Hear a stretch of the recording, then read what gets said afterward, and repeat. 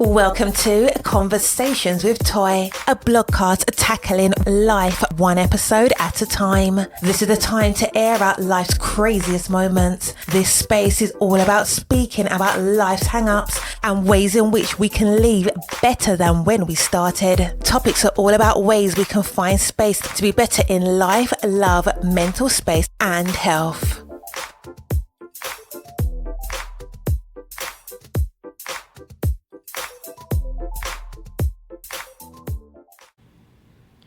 Today's episode is sponsored by Relief Factor. Pain from everyday living, exercise, or just getting older is one of the leading causes of trips to the doctor and sleepless nights. It interferes with daily activities and can even keep us from spending time with the people we love. If you have everyday pain, it stands to reason you need something you can feel comfortable with taking every day. That's why doctors invented 100% drug-free Relief Factor. Now tens of thousands of customers are using Relief Factor every day to become mostly or completely pain-free. 100% drug-free Relief Factor features 4 key ingredients that work on a different metabolic pathway to support your body's natural healing processes to respond to pain and inflammation. Now you can try Relief Factor too. The 3-week quick start retail price of almost $70 is now available to our listeners for just $19.95. Head to the link in our show notes to find out more. Start your journey to better health and less pain today with Relief Factor. Happy Friday. I hope you had a great week. It has been a very interesting week. It's actually been, I want to say, a very busy week.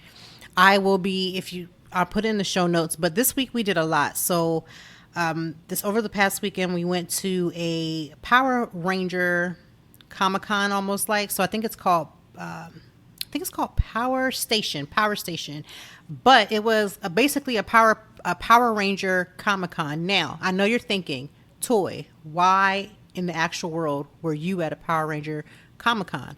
I'm going to tell you why. My husband is a super fan. I have known this since I met him in 1999. I didn't know how far he was going to go with this, but he is a Power Ranger fan for life. Any of his friends who are listening are well versed and well aware. They probably make fun of him 1,001 times. But when you like something, you like something. And as a wife, I'm going to support that. My husband, 1,000% supports the things that I do. When I need him most, he is there. So it would be a no-brainer for me to then switch and be there for him. My husband is the type of husband that if I needed his laptop and that's how our week has been.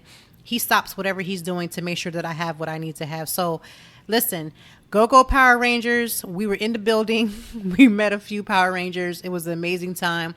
And just to see his smile on his face being so excited was enough for me. Also, let's just talk really quick about men, self-care. People just don't think that men need self-care. My husband was actually going to back out and not go to the Comic-Con. And I was like, isn't that what you like? Isn't that what you love? Why would you not do something that you liked and loved? And he looked at me and he pressed. Like, it wasn't like it was a huge press because it is the Power Rangers, but he still went.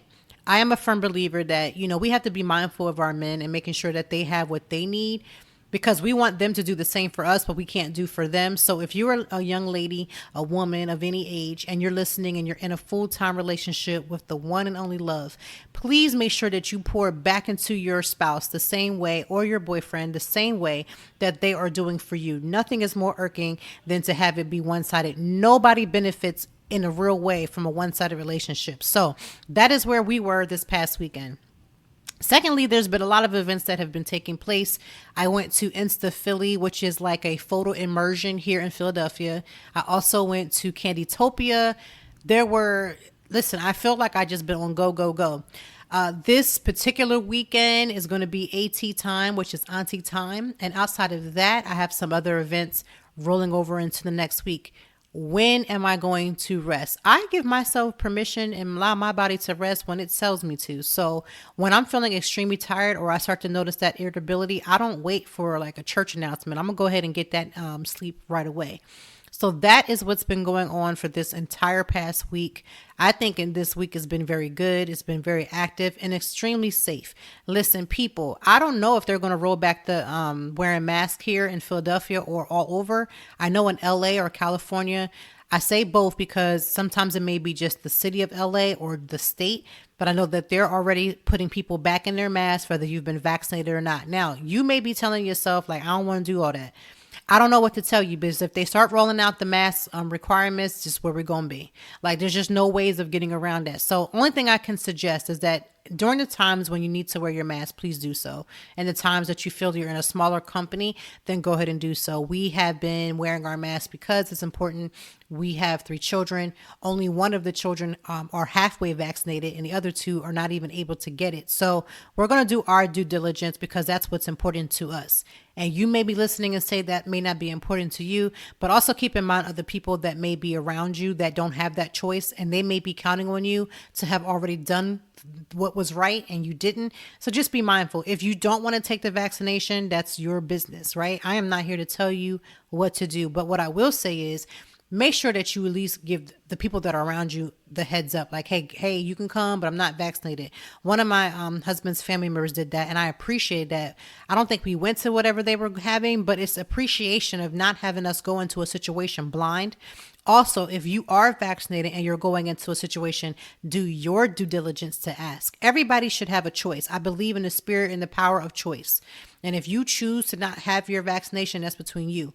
However, I feel like you should speak up for yourself and say that you don't. And or if you are the type of person that is concerned about that, then do your due diligence to ask, right? Now, people can lie, right? People lie all the time, but at least I've done my due diligence to ask and try to figure out where I need to be in this whole situation. So that's my 5 seconds of TED Talk.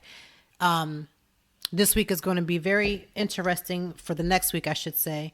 And this week is definitely, like I said, for sure, has been very, very, very, very tough. It's just like timing wise, trying to get everything done, staying on top of everything, and trying to make sure that all of my stuff is in order. So we're going to get into the blog today. We have an amazing guest. She is an author. She is a speaker, and we're just going to get into her name is Helen Edwards. She is an author of Nothing Sexier Than Freedom. Yes, we are going to talk about what it is to be sexy, what that means. It means different things to everybody. This conversation gets spicy, but doesn't go all the way left. But it is the premise of what it means to you to be sexy. When I was growing up, and I talk about that in the podcast a little later today, is that I wasn't allowed to say like, oh, that's sexy, because that was like a cuss word, especially when you were a kid. Now, rightfully so, as a parent, I've realized that how much sense that made. But as an adult, not realizing that you can be sexy, or that you're not allowed to be as sexual as you choose to be, it's a journey. And she's going to talk about her past. Ladies, I know we are some of the most judgmental folks that we're going to judge. Some of the things that you're going to hear in this podcast today is going to make you 5 seconds judge. But I want you to listen with a liberated ear and hear the lesson that needs to be spoken. I'm not in any way condoning any negative behaviors and traits and all those different things, because that's not my job, right? But at the end of the day, we all have had a journey. I too have had a journey. I've failed a million one things. I've got caught up in a lot of different things. I've gotten caught up in people that I shouldn't have been caught up in. I'm very open about the mistakes that I've made, because we are so told that we can't speak authentically about the fact that, hey, I messed up, or, hey, I got caught up in a lot of things. Some things you get caught up in, you get caught up in because you're listening to someone else and you get lied to. There are some lessons that you learn that you got caught up because you didn't listen to yourself. Then there are some lessons that you get caught up because it's a part of who you are. I used to run from that, like, oh, that's not me, that was so-and-so. But as I've gotten older, I have taken full 100% accountability for the things that I have said and I have done. And let me just say, some of the things that I've said, some of the things that I've done, I'm not happy about the things that were done. I'm not happy about the things that I said. But what I will say is I learned the lesson. Some of those lessons hurt people that I can't go back and change. I have asked for forgiveness. Some people have said, yes, we forgive you. We've moved on. Our lives are great. We still keyed up. There are some people where they're like, no, sis, I'm not here for that. And you have to understand, when you hurt people, and you apologize, they're not required to just say, okay, we're forgiven and all is well. Like, you might run up against a situation where it may not work that way. So I want you to be mindful of that when you ask someone to forgive you, it doesn't just all of a sudden just go the way it needs to go to. So I say that in preface to the conversation that we're going to have with Helen, because she's amazing. And yeah, I want to get right into that. So without any other further ado, let's bring in Miss Helen Edwards.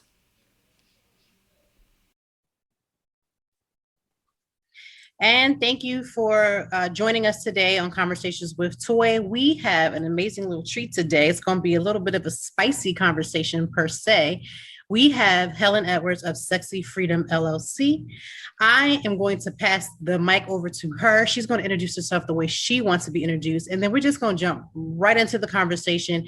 I would say that this is going to be one of those very libertine conversations. So if you are, I don't know how the phrase is. If you are feeling a little stuck in, you're kind of like, I don't know if I want to talk about that. That's probably for you. Go ahead and lean in, because we're just going to go there and talk. That's what we do. So Helen, go ahead and take it away. All right. Thanks for having me on, Toy. Oh my gosh. My name's Helen Edwards, and I'm here to say I do a wide variety of things all day.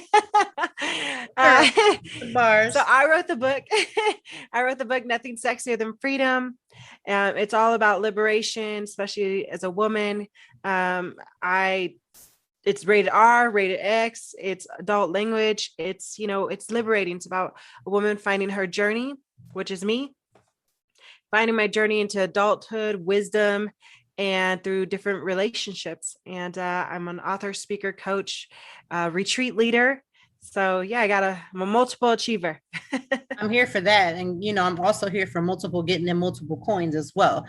So what made you, like, I know you talked about having different relationships, and so that may have been like a part of that journey, but what made you decide we all have a journey, right? What made you decide to take it and put it in this book? Because, she described it as R-rated, X-rated, all those things, but what made you decide, okay, I'm going to throw this book together. This is what somebody needs to hear. Yeah. So, that point in your life where you're just like, I don't know what to do with my life. Well, I was at that point and I watched The Notebook. Have you seen The Notebook? I love The Notebook. It's, guys always give The Notebook a bad rep, but it's like, if you love romantic size movies, I think that is the movie. Yes. Well, what I got from the movie also was that the woman has dementia or Alzheimer's, and early dementia runs in my family. And I just thought, well, if I start losing my memory, I want somebody to read back my stories to me. Or if I die unexpectedly, I want stories to be left behind for my friends and family. So I thought, well, what stories do I have? What do I got going for me in life? And the only thing I really had going for me was I was partying a lot. I was jumping to different jobs, and I was dating multiple people. So I thought I'll write a funny stories about that. And so 100 pages in, I got an editor to kind of help me clean it up. And that's when she started diving in, like, why do you think like this? Why do you do this? And, asking me questions. And that made me start asking myself, well, why do I do that? And that's how the book evolved from 100 pages to 440 pages. Which is not a bad read. I'm an avid reader, so that's actually not a bad read. What's the one thing you would say that people are, I don't know, clutching their pearls about? If you don't know what clutching your pearls means it's the thing where you're like in shell shock that you can't believe somebody either has said or done, is usually an embarrassment to something. And usually it's always in a reference of sex. So when somebody says, "Ooh, girl, clutch your pearls," that means, girl, it's about to be a bumpy ride. We going all the way in. And so I just want to bring my readers up to speed, and my listeners, and just in case you're just like, what's that mean? So what's the one thing that somebody would say, clutch your pearls on, from the book that you wrote? Oh man. Probably the fact that I wrote and was very open about two things specifically. One, being a notorious cheater, and two, talking about just how much I was unapologetic about having different experiences in life and then moving on to another experience in life. And by experience, you mean sexual experience, correct? I mean, or all just any of them. sexual, okay. Jobs, people, like environments, everything. So that would be the clutch your pearls moment. What was your moment that like, okay, so you have this cut your pearls moment. You're going from experience, whether that be jobs, relationships, whatever the case may be. You're talking about being a notorious cheater. Go into a little bit about what that means to you, because to everybody that may mean something completely different. Now, ladies, be open-minded and listen, because just listen. You know, ladies Yeah. always are the ones that go dive in the hardest. So that's why I had to put that little preface out there. For sure. Yeah. I mean, becoming open about being a notorious cheater was something I used to laugh about because it was funny at the time, and when you're just like with any type of title or label, you're going to attract more of that title and label. So as a cheater, I met multiple different types of cheaters. So there was men cheaters, women cheaters. I mean, just all types and different types of them, vindictive players of all sorts. And I realized I need to create rules for myself while I was playing that game. Yeah. And yeah. So what were your rules? So then what did you develop as your rules? What was your mindset around rules? Oh my gosh. So I'm now no longer a cheater. So I'm trying to remember what my rules were. Cheater, Yeah, there was a couple of rules I had. Like one, I would never cheat on, I'd never be with married men. Okay. I would not be with a man who had a girlfriend. Okay. I would, or pretty much I wouldn't be with anybody who was in a relationship. And I would not be with my friends' exes or men they've dated or men that they're interested in. So then when you're saying the cheating part, if you're not with someone that's married and you're not with someone who's with a girlfriend, so then are you considered the only cheater with a single person? Is that what you're saying? Yes. So I'm the cheater and I have multiple partners who think that I'm the faithful girlfriend.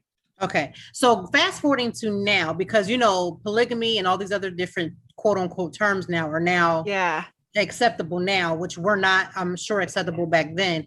Would you consider, even though you're reformed, if you could go back then and put the tag and title to it, would you consider yourself to be more a polygamist, or would you just continue at the time?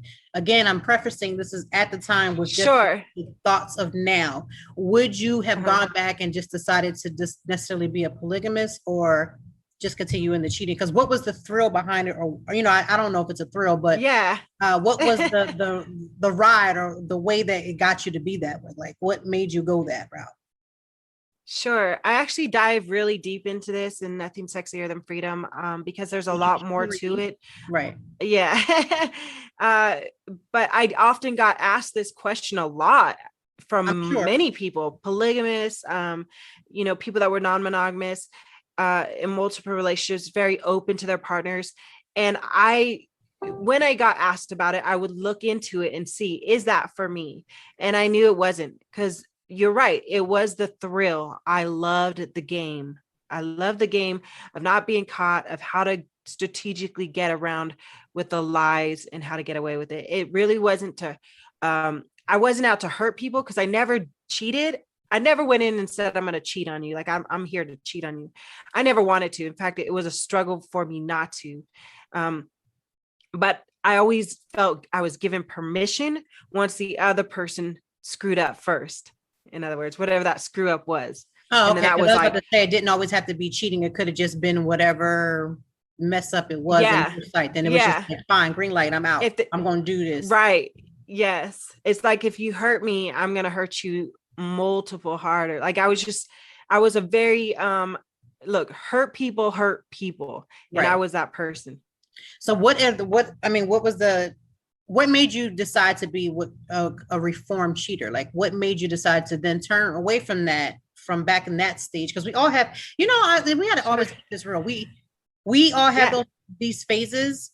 They don't always have to align the same way, but we have these different phases. Like when you're in your 20s or whatever, you could be in your 30s, whatever age group that defines for wherever you're at that moment. You have these moments where you're not this cookie cutter person. Everybody wants to come to the table as if they have no drama. They want to come to the table as if they don't have any past at all, because, once you get married or once you change, then all of a sudden, one of my friends, this is crazy. I met someone on Twitter. Now, when I say met someone, I mean this girl I was just really connected with, and we talked all the time. So it took it from Twitter from when I was a stay-at-home mom, and then it exploded to just having a text, like a friendship. And She used to go on Twitter and say your whole mouth does not expire all of a sudden just because you've changed your ways. So with that process in mind, I always tell people that only for the simple fact of telling people to remember that one person may be judging you like, why would she do that? She, da da da. But at the same time, we all have something to some level of things that we've done that are just a part of our past. What made you change your way into, and why I say I don't mean air quotes to be like to negate that. I mean, because y'all can't see me. I love air quotes, but what made you change to now say, okay, that was what I was then, and now this is where I am now? Yeah. So for the record, that little wiring in my brain that it's okay to cheat and this little like addiction to playing the game, it's not gone. It's still inside of me. It's still Right. part of me. It's just smaller, way, teeny weeny smaller now, because my wisdom and my health and wealth and that different mindset has grown above it to control it. Okay. So we all have a part of some kind of little, I like to call them demons inside of us. There's these little negative spirits inside of us, or whatever you want to look at it. And, it's not that they just leave you if you've had them. They don't just wired pack up into and you. go. You have to learn how to control your urges, whatever it is that you deal with. You have to find a way to control that. And Exactly. you're able to find a way to control that, to look something different. You got other things going on that surpasses this other desire that you once had. So right. Now that you're on the path that you are on now, your messaging, you have the sexy freedom. Talk about what that is, what that means, because there could be a woman that's listening right now who doesn't even understand her own sexual freedom and doesn't care to want it, because society tells us, women are not allowed to express their sexuality in any type of form. And sexiness also doesn't also mean sexualness. It just means a confidence too, where people don't necessarily want to tap into that, because if they do, they feel like, society has made us to feel women to feel dirty about that. How does that play in what you do now? Yeah. So it all kind of stemmed from that growing out of certain habits through writing the book, facing myself, being 100% raw and real on, how I felt certain ways and how I had to start a new relationship with myself. Like, was I going to cheat on myself? Was I going to be truthful to myself? Was I going to feed lies to myself? Everybody wants a good relationship, right? But then you get somebody and you attract somebody that's like something you're hiding with yourself. Well, it starts with the self, right? So what I did is I realized, and this is just a small portion what we're talking about today, but sexy. I wanted to feel sexy. And a lot of people looked at me and they said, oh my gosh, you're beautiful. You're this, you're that on the outside. But then inside, I was feeling ugly. My external world and everything that I was attracting was, not good or healthy. So I was like, okay, first of all, it's not wrong for me to feel sexy. And I remember I was at a workshop one time. This is before I started teaching my own workshops and retreats. And they asked, what feeling words do you want to feel the most? And one of my top core words was sexy. And I was so embarrassed to say it because there was men there and women. And I was the only person I was like, I want to feel sexy, and everybody's like, what? You're sexy, because right away, everybody wants to fix you and tell you how amazing you are. And that's great. But I needed to I needed to hear it from myself. Right. That this is what I wanted. I want to feel sexy inside and out. I want to look at my body. I want to look at my face. I want to look at every part of me and say, you're hot and you're sexy, woman, Right. And it took a lot of years to work through that, to actually feel it and believe it. Yeah. I mean, that's an internal struggle. People, and I say this in love with other people, but we have to stop always feeling as if that us saying it to somebody else is going to be like, why are you doing that? Because the reality of it is, and I've said this all the time too, if you don't feel confident, if you're not feeling secure, if you're not feeling these types of things, it doesn't matter if you have 100 people telling you that if it's not working on the inside. What does that matter if you're not truly feeling that. If you're smiling, just like I feel like with Instagram and social media, you're portraying a certain thing on social media, but inside you may actually be raw, you may actually be hurting, you actually might be in pain, that people don't express that. You know, what do they do with that? So you took a couple years to get through that. And how did you work that out internally? How did you work that out? Like, what were some of your steps? So you're right, Toy. There's confidence, right? And confidence can be portrayed as so many different things. But for me, confidence and sexy were definitely, confidence is very sexy. Okay. But the sexy I wanted was it was what I was seeing. It was visual. I wanted that visual sexy. Not from what other people were seeing, but from what I was seeing in myself. So I started taking pole dancing classes, and the instructor that day, she was a bigger girl. I mean, a much bigger girl. And she climbed that pole and she rocked it like it was nobody's business. And there was the first time I realized that sexy, she was beyond sexy to me. I was like, I mean, drooling. Because the attraction I saw was more about the sexy aura around her. And I realized that sexy is not it. That's when confidence and sexy actually reunited with me. And they'd been so separate for so long. And I realized I want to be like her, you know, I want to be this woman. And she taught me so much that day. So I started taking pole dancing classes that day. I also started hula hooping. That made me feel really sexy because you move my hips and work my curves. So there's things out there, just the smallest things that I started doing. I started doing affirmations every day in the mirror. I started reading and writing and watching every YouTube video I can on every woman. I thought Lisa Nicole's was still one of my favorites. I watch her YouTube video every day. And the way she just portrayed to me, her sexiness, her confidence, I was just like, I want that. I want to be like that, you know? And the more you feel it, the more you do it in your body and you start aligning it all, it just starts becoming. So, yeah. I will say one thing about pole dancing. So I took my first pole dancing class as a way to help with my postpartum. Now, I know my family members are hearing this because they listen to my podcast and stuff, and you may not even known that, but yeah, it was a way for me to move away from this postpartum depression that I was dealing with, where my body had completely changed. Again, like my husband was doing the same thing. You look great. You look amazing. You know, I love you, blah, blah, blah. But I wasn't feeling that because my body literally was going through different emotional, mental, different changes.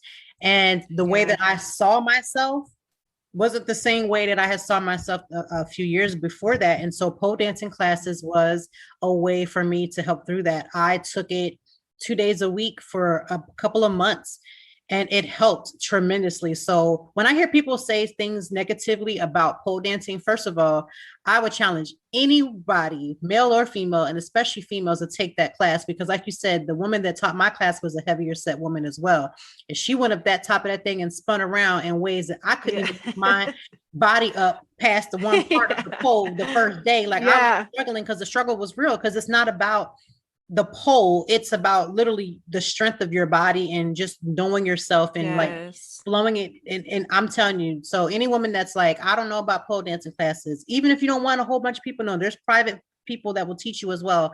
I personally believe in pole dancing classes as a way to strengthen your body as well as your just to visually see yourself. Because when I finally was able to it was really a mental game for me. As physical as it was more of a mental game, because I kept telling myself, what if someone sees me on this pole? Like, you know, what are they going to think? But the reality of it is that I had to let that go. Like when I came into class, like it was supposed to be for me to build myself back up. So I know pole dancing classes is definitely the way. What is your advice for another woman that may be in the stage that you were in? Or maybe she's not that far off to where you were, but just in her mindset. Because listen, the physicalness of whatever you had going on then, it's still a mindset. There's still an emotional with it. There's still a mental, there's a spiritual part of that goes along with that. What is your advice to another woman that may be struggling right now? She doesn't feel sexy. She doesn't feel confident. She doesn't feel like she's just capable of doing anything because she's held back again by her physicality. And I know people say that physical isn't everything, but it is. If you look in the actual mirror, you're not going to see good-hearted. You're not going to see, I have a kind spirit. You're not going to look in the mirror and say, I see those things. You're going to see your body in all of its roles or non-roles. You're going to see every stripe and everything that's going on. So how do you uplift another woman right now that may be feeling that? Yeah, definitely. I know. I mean, I could remember crying on my bed and wishing my partner touched me more, asking him to touch me more, talk to me more, more affection, more this, more that. And I didn't get it. I was in a non-sexual touching relationship for 7 years. And I just kept thinking, why am I in this? How could I be in this? And surprisingly, that's the relationship I cheated the less. And I just remember thinking, I remember before I met him, how beautiful and awesome I thought I was. And then it just completely broke me when it all kind of crumbled. So if you're out there and you're kind of feeling, not undesired, what I highly suggest is getting out and doing the work, because you've got to muster it up and you've got to seek it out and you've got to put yourself in places that are going to fill you up, whether that's around other women, women's groups, classes, workshops, because you're going to want to support. You're going to want women around you who've been there and who are also doing the work. Two, listen to affirmations. You could put it in your ears and you could just go about your day and listen to things that'll fill your head up with positive things rather than the negative things that you're saying to yourself, because you're saying negative things to yourself, especially when you're in a low place. And then also, if you don't have the money to go out there and go do the classes, throw on some music, let down your hair, and get wild, woman. Dance. Dancing in your house will work it. Like, and Yes. dance too, like as if no one is watching. Like, don't dance like you got like blinders on because you're waiting for somebody across the club to be seeing you and you can't dance. Like, don't worry about your skill sets. Like, legit get in your room and dance for real. Oh yeah. I used to put on music when my partner was away and it was just me in the house, or, when my son was little, it was just me and him. I put music on and we just dance. And when some nights when it was a full moon out, I put music on and I'd pour a glass of wine and I just like howl at the moon. I let it out. Whatever's inside, I let out, because in order for you to get or gain more in, you got to release something, and that's something could be all those negative bad juju vibes. Yeah, you definitely don't want those bad vibes. You don't need that. You definitely don't need that. And I know as a mom, there may be other moms that are listening. How can they, because I'm always about trying to find and other ways too, just for small points of self-care that they can do. Because everyone talks about the money of self-care, but I always try to leave people with just a few examples of things that doesn't cost a lot of money for them to try to build themselves back up, because you can't mom right when your mind's not right. Yeah, definitely. You're good. Look, when I only had one, and there were times, and he was so active and I felt so drained sometimes, like it couldn't get back to me. So one of the things is I made him a part of everything I was doing. Dancing, like I mentioned, dancing in the house was big for us. Yoga, I would teach him yoga. The cool thing is now everything is electronically. So you don't have to necessarily pay for a class. You can throw on a YouTube video. One of the things I taught my son was how to get on YouTube and do dance videos. And we do dance videos right there. TikTok's real big right now. Your kids are doing it. If your kids are doing it, get involved with them. Do some TikToks with them and laugh. Like, laughter is so big. It burns calories. Okay. That part. But yeah, when you have private time to yourself, really take advantage of that time. I know for me, showers were a big deal, those hot showers. And I know I don't know. Well, whatever. I'm going to say it anyways. In the showers, I thank my body. Like when I'm rubbing my body down, I'm thanking my legs. I'm thanking my arms, because there's a lot of people out there don't got limbs, so I'm thanking my limbs for carrying the weight of whatever's I got going on that day.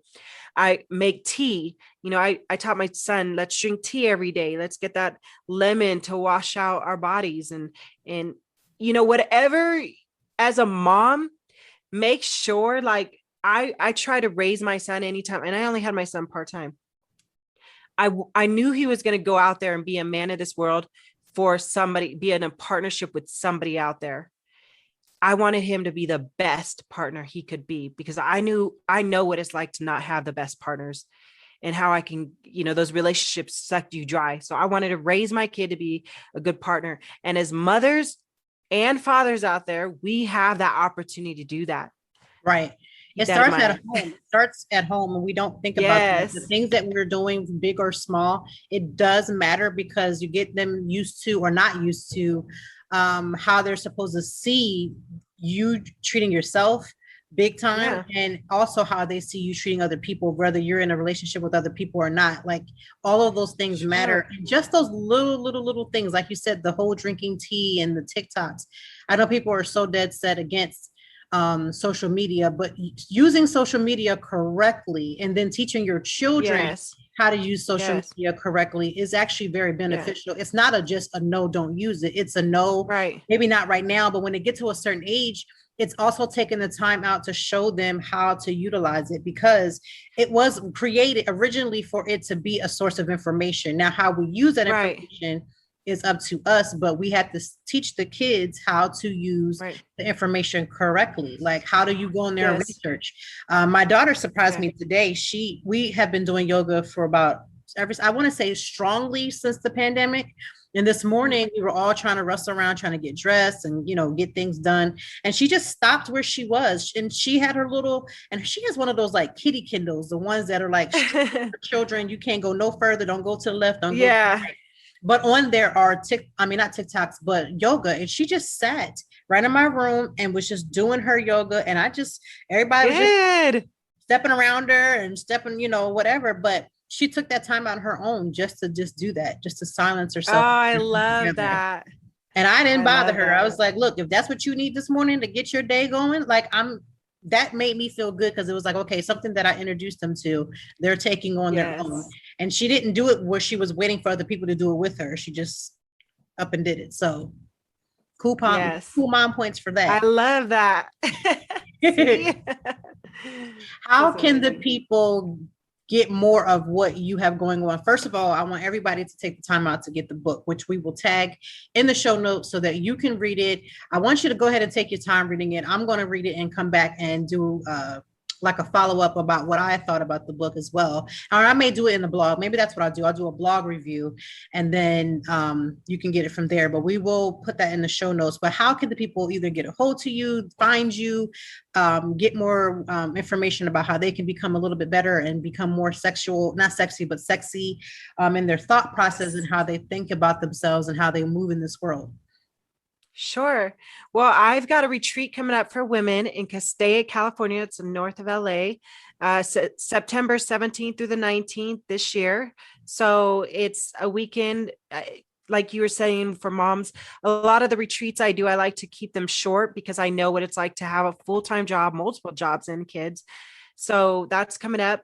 Some of the practices we'll do is in regards to how to lift your desire and your confidence up. So there's gonna be a lot more about that. Nothing Sexier Than Freedom is available on Amazon, Barnes and Nobles, and you can find everything on sexyfreedom.com. There you go. So now we got a website, we got Amazon, we got Barnes and Nobles, which are both my two sites that I go to regularly. And who doesn't? And we have a way to get on that retreat if you are in the California area and or want to get away to the California area, because maybe you need a little bit of a vacation, a little time away. This would be the perfect time. It's in September. We'll include all that information in the show notes so that you have it. And I will also post it on my Instagram page as it gets a little closer. Just keep posting it so that you have that information. Make sure that you got to find ways to uplift yourself, and no better way is to go on a retreat. Retreats are one of those things that kind of like rejuvenate your spirit, to kind of get your motor going, so that when you come back home, you can implement, not just go get away, get a time away, and then come back home the same way you are. Like whatever you've learned, whatever you've implemented, you want to take with you, and then you got to actively practice the things that you want. When you want certain things in your life, you got to move a little bit closer to it every single day. Absolutely. So, thank you so much for being a guest on our show. Make sure you go on the website, get the book, everyone, get on that retreat. You got time. There's plenty of time for you to get your coins set aside and get your tickets, all that things that you need to get so that you can be in the building. Is there anything else you would like to say to the audience? I just like to say, Toy, thank you so much. You are fantastic, and I love your vibe. And I actually did check out your blog, and I think you're magnificent. So just keep doing what you're doing. And I appreciate you. And listen, anybody that's talking about liberating and freedom, even in being sexy, like there's nothing wrong. I meant to say this, you almost let me forget. So let's bring that back up. When I was growing up, I used to, like, my mom used to be on me about saying sexy. Let me tell you how I said it. So what I did was, Felicia Rashad, she was the opening of the Cosby Show, and she did her little number in the red dress, and I was like, oh, she is just so sexy. Now I might have been more than 10, 11. I didn't even know what sexy was. My mom was like, you don't even know what sexy was. And so it's like that thought process when you're growing up, you're like, you're not allowed to say sexy. So even as an adult, when I say the word, I'm like cognizant to actually go and say it, because that mindset of like, oh, you're not allowed to say that is like still plays in the back of my mind. But the reality of it is who doesn't want to be sexy? Who does not want to be desired, from ourselves, from looking at what we see in the mirror, and from other people? We want to have that sexiness and that confidence when we're in a room, we're around people. It's an amazing feeling to feel and have both of them align, because there's no stopping you. And you know what? It shows in the way that you move, just like the women on the pole. Like when you see that, it stops you dead in your tracks. And think about it from our perspective. Like as a woman, I saw that woman doing it. I was like, girl, come on through on that pole. Yeah. and I, just trying to figure out my own self. So listen, I'm all the way for sexual liberation, and however that may evolve for people. It to me is, I think everybody has their journey, and I think some journeys come with some highs and some lows. I know mine's have always been about that. My blog has come from many moments of failure, and learning about myself. To be honest with you, the biggest lessons I've learned were the lessons that I had to learn for myself. In them times when you feel like you done got knocked down to the ground 20 million times and then had to get right back up. I knew eventually at some point it would be able to help somebody else, but when you're thick in it, it's a trying time. But those lessons you'll never forget. You'll never forget the time you had to go through all the different changes with different partners and different whatever. You won't forget that. So that and you remember that. And that's fantastic that you're writing about it too, because then you can look back on it, you yourself, or people that are really close to you, if they ever need it. And I think that I read an article the other day, and it was like saying, is blogging dead? Is vlogging dead? I was like, no, none of it is. I'm a reader. You're a reader. And there's some of us that prefer to read than watch, or, spend a lot of time on TikToks or YouTubes or anything like that. So that's why I was like, oh my gosh, I was so excited to hear you're a blogger. I was like, yes, keep going. I wanted to, this is the reason why I started the podcast, because some people will be able to read and not have a problem, but there are some people who will catch the lesson just from listening. And there are some people who will then catch it visually. And now don't be on I am on YouTube, but it's, go in there too. Like, it's like people have their different ways of learning. And if they can't catch it, this is how I grew up. So I'm a PK, which is a preacher's kid. So when we were in church, we were always taught, if you can't get it from the pastor, get it from the choir. And if you can't get it from the choir, maybe somebody's hug in the church will help you. But whatever you do, the lesson is to get the lesson. So that's always stuck with me, is you got to give people the lesson. So whether they hear my voice or hearing your voice, or they're reading something that we're doing, or they're attending your amazing retreat, people need to get what they need in the avenue by which they need to receive it. And so that's absolutely, we're just the vessel here to get the message. So that's yes. Hey, you're speaking my language now. Yes, you got to give people what they need, and you got to figure out, because everybody does not learn the same way. everybody doesn't get it the same way. So you got to be open too. When you're open and you're doing the right things, you will come in alignment, because we came into alignment from two different parts of the, of the world, and not even knowing each other, but the alignment will always stay the same. When your heart is right and your soul is pure, you'll always align with who you're supposed to align with, period. Absolutely agree. Yes, ma'am. All right. So what did you think? I know there was a lot going on. We talked about her being a cheater in the past, being a reformed cheater now, that she is trying to live her life the best of her ability, and to recognize where she has made her mistakes and recognize what's inside of her. Listen, the things that you have gone through and that you've, how I got over and you done got past it, those are things that lay dormant in you. And it's your job to do whatever it is that you need to do to control that. Like, it's your job to control that. And we don't talk enough about that. We say, especially when you were a PK, I grew up in church where everything was forgiven. Like, as long as you ask God to forgive you, you good. Like, things, God does forgive us. I do believe that, but I also believe that those are just revealing things that are inside of us that we need to be alert. We need to be aware. I have to be alert and aware of the things that I've gotten gotten caught up in my past. It doesn't change the fact that yes, I'm different, that yes, I've changed. I have to now walk that change every single day. So that's a life choice. That's a choice that you make every single day. So we're not going to look at Helen and be like, oh, well, no. We're not going to do that, because we all have something that we're all having to walk ourselves through every single moment of every single day. I used to be the type of mom that would holler. Like, when I first became a mom, like I think when my oldest was like a toddler, and I had to retrain myself to not do that. And I still slip up every now and again. And it's like retraining yourself. Like, you don't have to do that. You don't have to do that. You can talk in love with your children. You can actually have a conversation with them. You could teach them, and you can actually guide them in love and in sensitivity. Those are things that and that's just a small example of just being a mom. You could be the type of wife that's, always in your husband's things and always going through their stuff and always giving them a hard time and nagging them 24/7. But when you learn something different and you realize like that's not going to work out in your relationship, you still have to then make sure you're changing the way that you talk. So for me, I had to change that about the way that I used to be a wife. And then I have to walk through that every single day. You don't just walk away from certain things and then think that all of a sudden you've made it, you've arrived, and now you don't have to call yourself into subjection for the things that came up. Listen, when you get caught up into something, 90% of the time, it's because it's something that's already in you that you didn't either know was there or you ignored. When I used to think about the ex-boyfriends that I had, I used to always say, oh, I don't know how I dated them. You know why you dated them, because you were of like-mindedness. The exes that I've had, they all had something about them that was aligned with where I was or where I was at. And although I had that goody two-shoe persona, especially being a church girl, I actually had a lot of the attributes that I was looking down on at them. I had them too. But we don't want to talk about that, right? We don't ever want to say that was me. I'm going to tell you that was me, because that's how I've grown. That's how I become better. That's how I become more grounded, by knowing that, yeah, I made 1,001 mistakes. I used to lie about this and lie about that. That was me.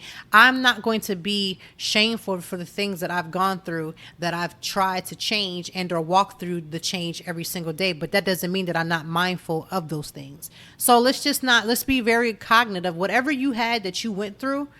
You have to also stay grounded to keep through. Like, you got to continue to walk that walk every single day. So that's why for me, it's not a big deal. But maybe for you, this is the first time you heard somebody say, oh my God, I did A, B, and C. And maybe it's because I grew up in a church too, where people were always confessing something every other minute. Like, every time communion time came, folks had a confession about whatever it is that they were going through. And when people confess that, it's supposed to give you the freedom to live the way you choose to now live. But there's work that comes along with that. You have to be accountable.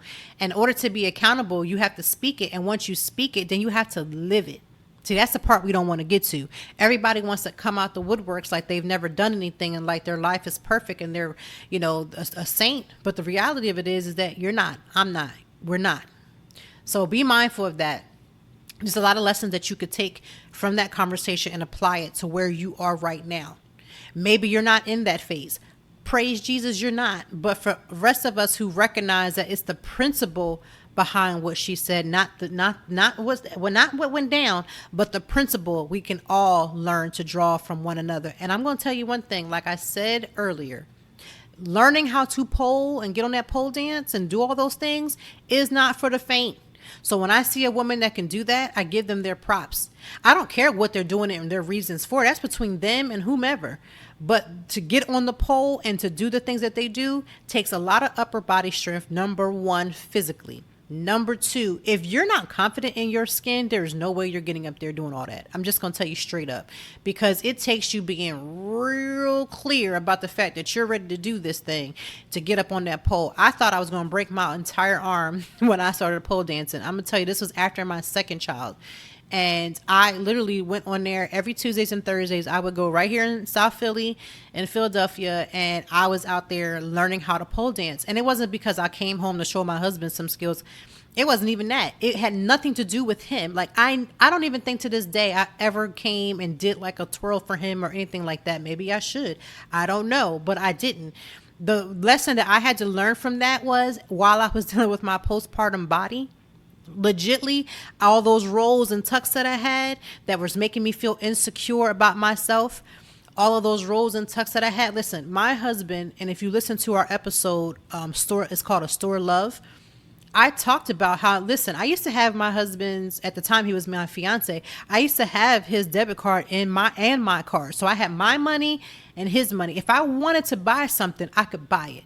And he would never even question me. Like, okay, you want that? Cool, get it. But even with having that access to that money never made me excited or happy, because I was struggling on the inside. And so while everybody looks their nose down on people who pole dance, let me tell you something. I literally cracked the code on myself by taking those classes those couple months. I learned to love myself. And that really, honestly, along with losing the weight that I needed to lose, along with taking care of my, doing self-care and all those things, those lessons are what really and honestly got me to the point that I am today, where I can look in the mirror, no matter how up or down my scale may go, I'll sit there and be like, LaToya, I love you. Everything about you, everything that you got going on, I love you. I can look at my body butt naked and all and love myself, because let me tell you something. When you get vulnerable enough to take that pole dancing class and really look at yourself, I'm telling you, for me, this may not be you. You may be, that ain't your thing. But for me, it was liberating, right? And I know people who may have never, like I said, may not even never even knew that I took the classes. It wasn't for you. It wasn't for my husband or my fiance at the time, who was my husband. Now it was for me. It was to unlock me. It was to unlock my inner goddess. It was for me to understand who I was and to get comfortable. Like at the time, if I weighed 200 pounds, I was going to bring that 200-pound body on that pole. Because it wasn't about the weight that I was carrying physically, but I bet you it was about that weight that I was carrying on the inside. That mental weight and anguish, all the times I was having all those postpartum anguishes and yelling and screaming, all the things that I was going through at the time, I had to bring it to the pole and leave it there. Listen, I'm not saying that it was church, but I'm saying for me, it was liberating, and it was about as close to church at the time that I could get. And it taught me something about myself. Now, people can sit there and say what they want to say, but I'm going to tell you right now, I'll go on record and say God used that pole dancing class to get me where I needed to be, because I didn't need to use it to do anything with it. I needed to use it to get my mind right. And you might be saying, that's so blasphemous, maybe to you, but to me, it was life changing. So, and I'm not even saying that to justify it. Like, I already know the lesson that I learned from it because I learned it. Maybe I'll even blog about it. Matter of fact, I actually did blog about taking the pole dancing classes, and people were like clutching their pearls. Please clutch them. Not only clutch them, yank them off your neck and throw them in the trash. Listen, there are certain things that are here to help us to grow here on earth, not in the Bible, not in church, not all the other things here on this earth that are supposed to help us. So that's what I did it for. So I'm very glad and refreshed that Helen came and told her story. She didn't care nothing about y'all sucking y'all teeth while y'all listening, y'all little mental eye rolls that you might have been doing. Let me shut off the podcast. Keep listening, because you know what? In somebody's story, good or bad, if you're not open enough to hear what's for you, you're never going to learn. Like, you've got to be able to hear people's story and take something from that. So you may not get on a pole. Okay, so you may not be a cheater. All right. But you can learn that maybe the things that you're looking at yourself at, and then you're talking down to yourself and calling yourself all kind of stuff. I had to stop my children from doing that. Stop saying I don't like certain things about me, and look at yourself in the mirror and do those affirmations. And what are you supposed to be seeing? Like, do you see yourself the way you need to? And if not, let's help you see the self that you're supposed to see. Because again, as a parent, I can tell them that they're beautiful. I do it all the time. I can tell my son he's amazingly handsome and how brilliant he is and all those different things. But if you don't feel it in your heart, me telling you ain't going to change it.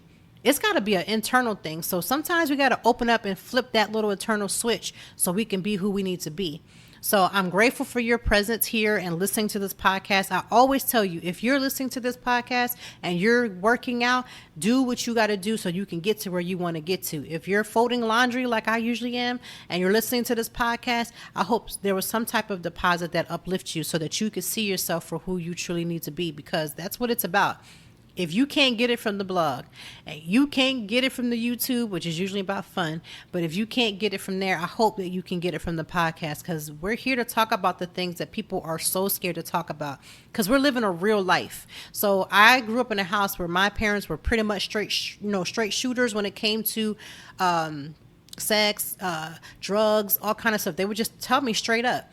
So that's just how I grew up. You may not have had that upbringing, but that's how I grew up. So I don't usually shy away from difficult situations. I don't usually shy away from difficult conversations, because it's just, I'm very comfortable in that. And maybe for you, this is the first time you've had somebody had this type of conversation with you, but I hope that there was at least something you could have taken away. What is happening on the horizons of the next couple of weeks? We have some amazing guests, to be honest with you. As you've been noticing, we've been rocking and rolling with these guests. They've been coming back to back with all kinds of information. 2 weeks ago, we were talking all about our finances, ladies, and learning how to, if you're trying to build a business and you're asking for the money that you need to build your business, what's stopping you from that ask? ASK. What's stopping you? Why are you having a hard time asking for what it is that you need? Right? I don't understand that, but I know that a lot of women, especially, we just have this huge struggle. So we talked to Sydney Wong about that 2 weeks ago, about her. She's a angel investor. So who better to have to talk about how we can get our coins and get our businesses up than somebody who's been there and done that and knows the tricks in the trade. And you know what? Women in investment is a very, very small crowd. We need to have more women in those types of arenas. And when you have more women in those type of arenas, they can kind of pull another woman up so they can tell you what to do. Last week, we had Miss Alex Gilbert of Able Consulting, and she was talking about mostly women who go underdiagnosed or non-diagnosed at all about learning disabilities. And we talked about what they could do now if you feel like you are struggling with a learning disability but never been diagnosed. We talked about ways in which you can then get diagnosed and how you can go about learning how capable you are, because you may have grown up your entire life feeling like nobody was there and nobody cares, and they're telling you that you're the worst of the worst because you can't perform the way other people perform. Is because you may have a learning disability and you may need some assistance. So go back and listen to those 2 episodes. We have another amazing episode with another amazing guest next week. I can't wait for you to hear it. They keep getting better and better and better and better. We are just kicking the season out. We are not playing any games at all. So I'm glad to have you for the journey, because we are definitely on this journey to try to become a lot better. I hope that you have an amazing weekend. I plan to have a white wine. I have so many bottles of red wine that I actually have to go out and get more white. Thankfully for Winks, which I am a part of, I'll put that link in the show notes too, so you can grab using my code. But yeah. Make sure that I love wine. So whatever your beverage of choice, maybe you just like hot tea. I do drink tea often. I am a coffee drinker as well. Whatever you need, find something that you can just drink that makes you feel amazing. I'm going to drink that wine tonight. And I'm not going to have any shame whatsoever. So enjoy your Friday, enjoy your weekend, and we will be back with you next week with an entirely new guest, because we're going to keep learning this season. And it's just been a season of growth. So until next time.